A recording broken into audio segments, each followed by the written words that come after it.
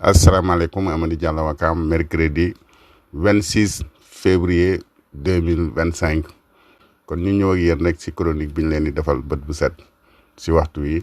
di solution ànd ak nguuru Diomaye ak Sonko liggéey Sénégal tey nag actualité bi dafa nekk ci wàllu koom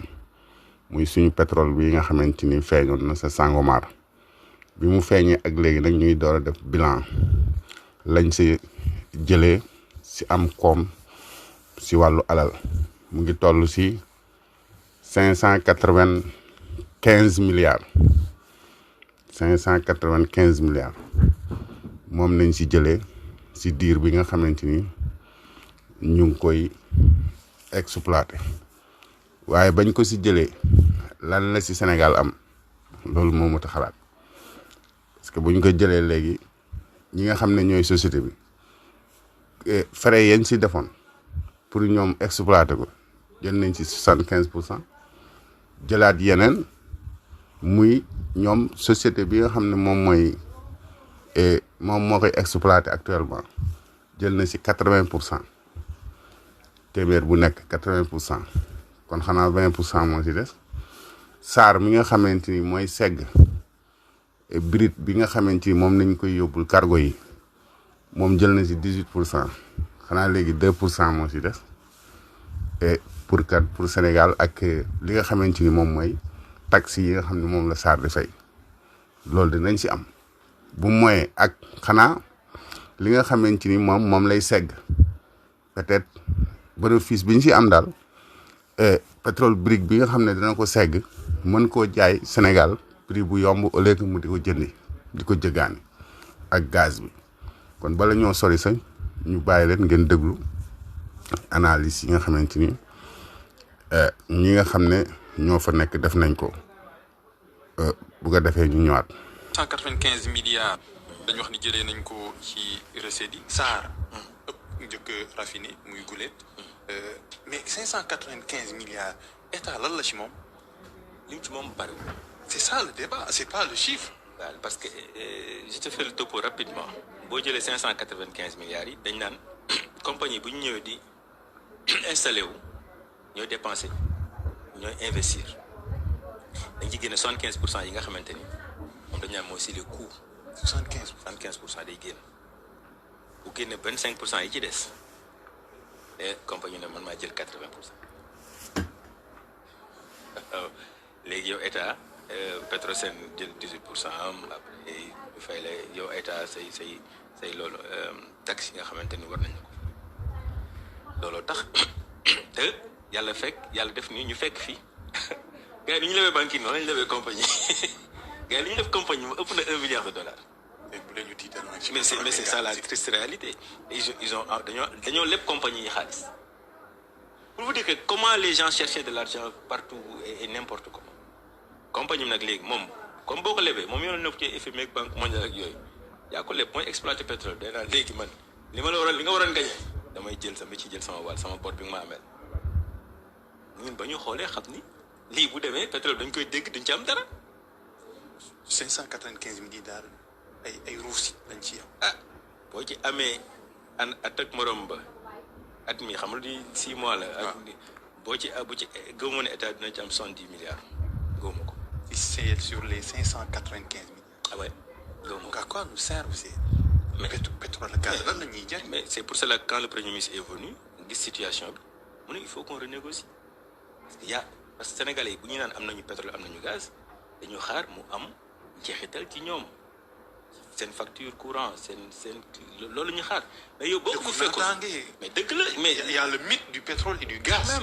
quand même moo tax quelque part quand les gens disent que wuy war dañoo ñëw ci ay négociations mais après tu te poses la question mais gars yi mais pourquoi on peut s'opposer quoi à un régime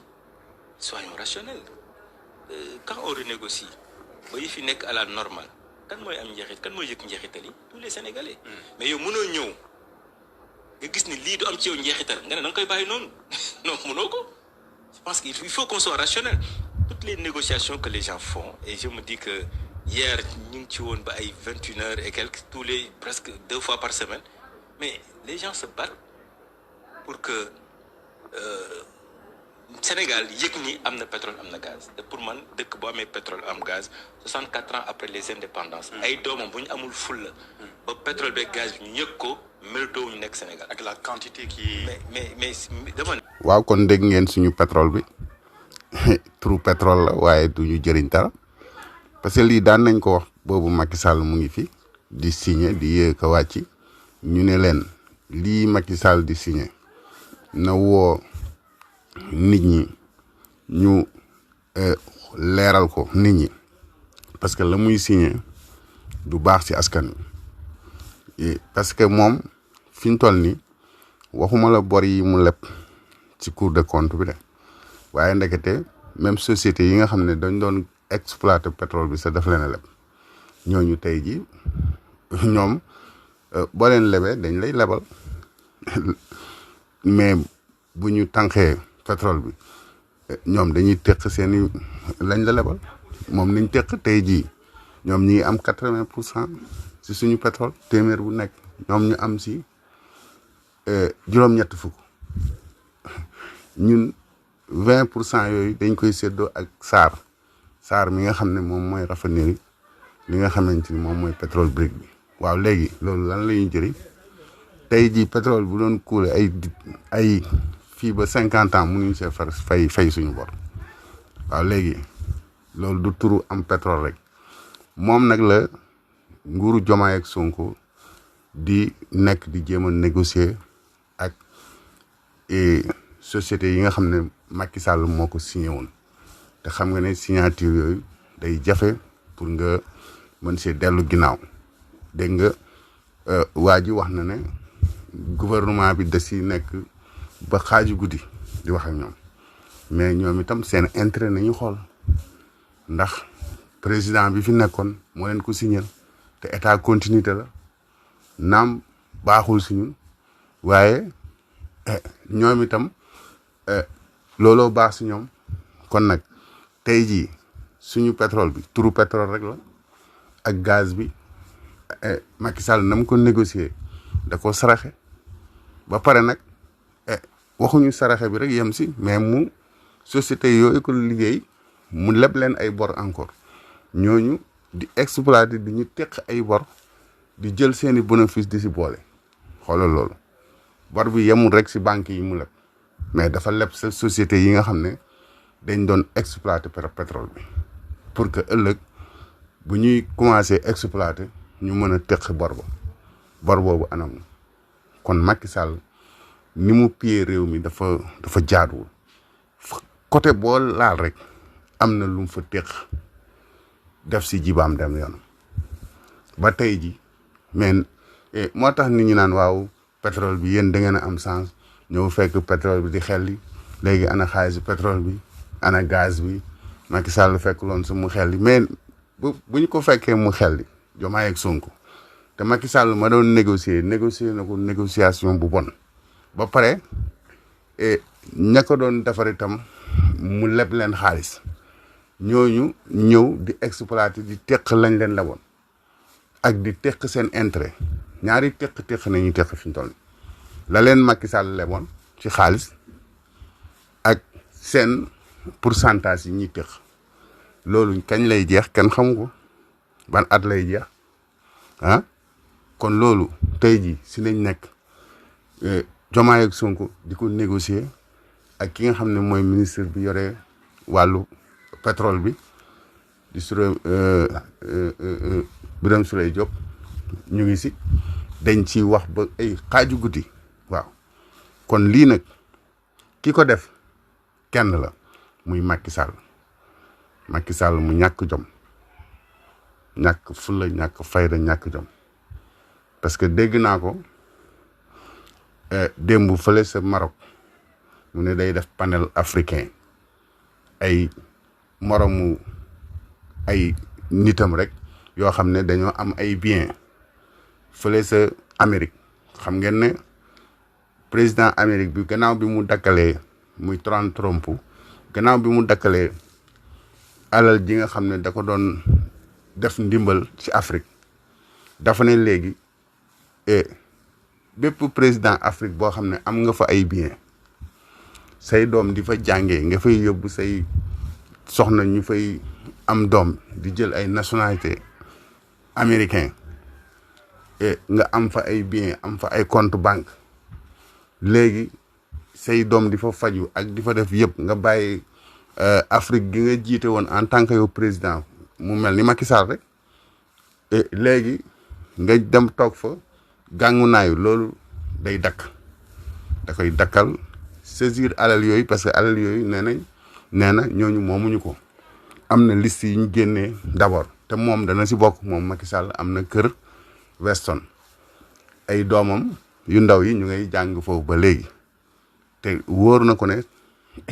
moom si la bokk looloo tax léegi muy génn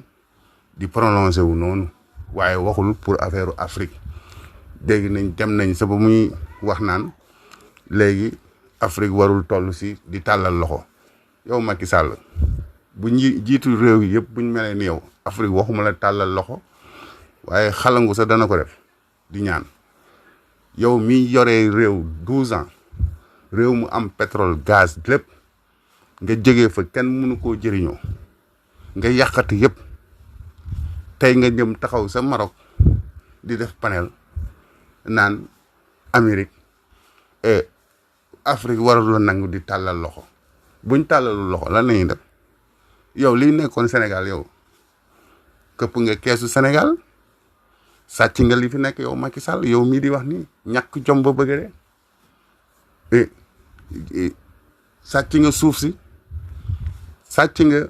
pétrole bi sàcc nga gaz bi sàcc nga suñu ressources minières yëpp saaxe ko compagnie yi koy exploité nga leb leen ay xaalis yu dul jeex ñooñu léegi dañuy exploité di ñu teq la ñu leboon te la ñu leboon foo ko def da nga ko leboon pour indil ko askan wi anamu kon Macky Sall yow ancien chef de l'État bu nekk moo mën a joxe leçon ba mu des yow Macky Sall yow moom da nga war a làqatu ji bu nit ñi di joxe ay leçon yu baax yow da nga war a dugg sa ron lal nga làqatu fa ndax yow yaay président bi gën a bon ci Afrique président yëpp bu ñu mel ni yow waxuma la Afrique day tàllal loxo waaye romb yalwaan sa dañ ko def sa ñàkk jom nag moo tax bi Amérique laalee sa intérêt nga bëgg a jóg bëgg ne yaay da ngay yor kàddu Afrique yow mënoo yor kàddu Afrique Macky Sall du yow yaay yor kàddu Afrique mérito woo ko defoo lu baax Afrique defoo lu baax ci sa réew mii di Sénégal tey jii sa réew mii di Sénégal ñemoo fee teg sa tànk Maroc googu nga ñemee toog naan da ngay def ay panel naan da ngay jéem a wax ci Afrique yow lan nga war a mën a wax ci Afrique yow sénégalais yëpp buñ mel ni yow wala président africain yëpp buñ mel ni yow mais Afrique day nërmeel nga Sénégal ba pare waxuñ nag tey ngay ñàkk jom naan da ngay jóg di joxe ay leçons bay expliquer naan waaw ay bonne gouvernance ak yooyu nañu war a teg Afrique nangam yow yaa nga fiy door a jóge ban bonne gouvernance nga fi def ban koom-koom nga fi bàyyil Sénégal yi lu may nga bàyyil doomu Sénégal yi ay bor yoo xamante ni liir bu judd sa bàyyil nga ko 1 million dette ba pare nag nga jël suñu suuf si nekk fii nga xamante ni moom mooy fële sa pompier dem weccoo ko ak benn marocain mu tabaxal la palais nga programmer sa lépp dem tëdd fa ak sa njaboot di yaatal sa biir tey nga dégg ne say intérêt ya nekk Amérique dafa menacé nga bëgg a sol tey jii mbubu Afrique bëgg ne yaay da ngay jéem a indi ay moral yow ban moral nga mën a joxe yow Macky Sall dafa naa ne Sénégal yi dañ la fa waroon a fekk sa def mars nga génn salle bi parce que Macky Sall fu muy war a def conférence wala ay panel ci Afrique wala ci Europe Sénégalais yi war nañ ko fa fekk mu génn salle ba parce que méritowul di wax ci kàddu askan wi moom Macky Sall te yéen ñi nga xamante ni muy panel yi muy TikTok yi ay vidéo Macky Sall yooyu bu leen ko partager parce que du exemplaire boo xamante ni dañu war a partager ay vidéo man gis naa ko ba ma ko gisee dama ko supprimer waaw RFM moo si wax te Macky Sall ay jottali ay kàddoom du yoon si Afrique la muy wax yëpp intérêt moo ko tax di wax parce que xam na ne bien yi mu am sa Amérique yëpp Donald Trump da koy nangu parce que lim nañ si sa même ñi nga xamante ni ñoom ñooy président Gambie bi président Togo président yooyu yëpp lim lañ leen moom itam bosam dana ñëw moom xam na ko waaw kon loolu moo tax muy génn di wax kooku ngay wax moo la gën waaw chef de l'état boobu muy Donald Trump lu mu bon moom moo la gën yow Macky Sall ndax moom bëgg na réewam mu ngi dox ci intérêt réewam mu ngi ñëw di defal réewam temps yi rek mu ngi war a def impôt et revenu ci $2,500 liggéeykat bu nekk mu delloowaat la ko ci impôt bi ngay fay ak yeneen mu ngi leen di privilégié waaw kon yow mi nga xamante ni da ngeen nekkoon fii di rey Sénégalais yi tey bi nga fi jógee Sénégalais yi dañuy torox ba ne tot say nit nekk fii di tànkal nit ñi ci ay plateau ngeen jël xaalis di ko jox ay journaliste ay waxkat pour ñu leen di waxal pour ngeen déstabiliser réew mi ba kenn du ko mën a gouverner parce que da ngeen a sàcc li fi nekkoon yëpp tey amoo dara looy wax ngay yaatal sa koll yow Macky Sall yaawi say lex naan da ngay jéem a def ay panel di joxe ay exemplaire fan en Afrique yow defe naa ne fekkoon la fa rek def la liñ la war a def loolu lañu waroon def waaw kon nag ñi nga xamante ni ñoom ñooy askan wi bu ñu déglu Macky Sall mu ñàkk jom Macky Sall moo xam ne ay intérêt lay xoolul intérêt Afrique tey jii li ñu bàyyee rek njombe bi ñu bàyyee rek doy na pétrole baa ngi nii nga négocier ñu ko def si ay dette ñu koy exploiter di ñu teq ay bor yoo xam ne yaa ko jël tey yaa ngi nii lebal ñu ay bor 15,000 milliards bàyyi ko si suñu ndodd sénégalais bu juddu liir bu juddu nga gàcc si ndoddam 1 million de dette tey amoo looy wax naan da ngay jéem a joxe ay exemplaire yooyu yaay si li Amérique def yow Amérique seen ngelaw sa moom moo la gën ndax Amérique mii tey ji bu taxuloon ak moom tey doo tëgg élection yi ñoom ñoo def si yow pression ndax da ngaa taxaloon élection yi kon Amérique gàcce nga la am ñooñu amul dara loo leen war a wax waaw ñooñu boo amoon si ñoom seen doxalin boo si amoon benn tarfalay ay ni rek ni konoon da ngay sant yàlla mais yow Macky Sall doo dara moo tax tey nga mën a dem Maroc naan da ngay jéem a critiquer li ngay critiquer yow la engagé te say biens yi nekk si àdduna bi yëpp dinañ ko nangu te da nga dem ba xat si àdduna bi man maa la ko wax ak sénégalais yi dana la dal parce que sénégalais yi da nga leen a sonal souffrir leen si lan jël seeni alal piller leen ba pare nag bëgg a mel ni defloo dara nag di def ay panel rek yooyu mel ni président yu baax yooyu yow doo président bu baax doo ancien président bu war a dem di def ay panel wala di voyager sax waroo ko def waaw kon da nga xaar le 10 danañ def procédure loi boo xam ne danañ la delloo si dugal la si yaag sa njaboot yëpp ak Amadou Sall moom nga xam ne dafa triandé fii ba pare nekk foofu Maroc di yaatal kol moom itam yéen ñëpp ñu yem leen si cargo Air Maroc indi leen fii si Sénégal ngeen rendre compte bu boobaa da nga tal leneen lu may naan da ngay def ay panel di jéem a xëcc sa intérêt yi nekk fële sa fi nga xamante ni moom mooy Amérique moom la fa nekk moom bu yeboo nga génnee si sa xel te sa doom ya fa nekk yëpp danañ leen delloo si kan dootu fa jàngee say biens yëpp dinañ ko nangu incha allah kon da ngeen déglu Macky Sall sa la muy jéem a wax fële sa panel bu muy def fële sa Maroc gannaaw bi mu ñu defee ay tolof ba Sénégal nekk si li nga xamante ni mooy ndóol bu dul jeex ak problème yu dul jeex mu dem yaatal kollam fële sa Maroc naan day jéem a joxe ay leçon Afrique